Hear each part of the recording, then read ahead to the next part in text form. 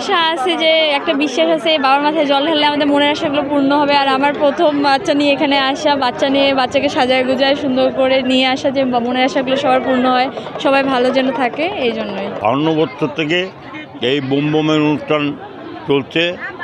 এই বোম বোমের অনুষ্ঠানে বিভিন্ন প্রান্ত থেকে, দেশের বিভিন্ন প্রান্ত থেকে লোকজন আসেন এবং তাদের মনোবাসনা মানত করেন।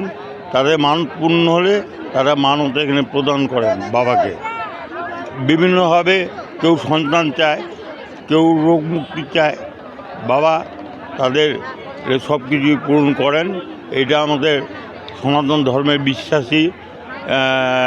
বিশ্বাসের উপরেই আর এটা নদীর উত্তরমুখী জল, প্রবাহিত জল সংগ্রহ করে বাবাকে এই পুণ্য স্নান করানো হয়। এইভাবেই আমরা এই অনুষ্ঠান পরিচালনা করে আসছি। বর্তমান এইটা জয়নন্দ মৌগা নদী থেকে 32 মাইল পরে দিনাজপুর, 32 মাইল পায়ে হেঁটে ওনারা আসেন। আর এই 32 মাইল কষ্ট হওয়াতে আমরা এখন বর্তমান কাউগাঁও নদী সংলগ্ন 7 মাইল পরে এখান থেকে কিছু জল সংগ্রহ করে এখানে আনা হয়। আমরা আসছিলাম আমাদের শিব বাবার মাথায় পানি দেওয়ার জন্য। আমরা 36 মাইল মহুয়া গেছিলাম, মহুয়া গ্রাম। সেখান থেকে আমরা হাজার হাজার ভক্তবিন্দু সবাই মিলে আমরা জল আনি, ওখান থেকে আমরা আনন্দ সাগর শিব মন্দিরে শিবের মাথায় আমরা জল ঢালি। এখানে আমাদের মনের আশা পূরণ করার জন্য আমরা সবাই আসি। যে যার মনের কামনা করে সেটা পূরণ হয়, সেজন্য আমরা আসি বোমবোমে। আমাদের এটা বছরিক একটা অনুষ্ঠান হয়, পানি চড়াবো, এই জন্য হাটে আসছি আমরা।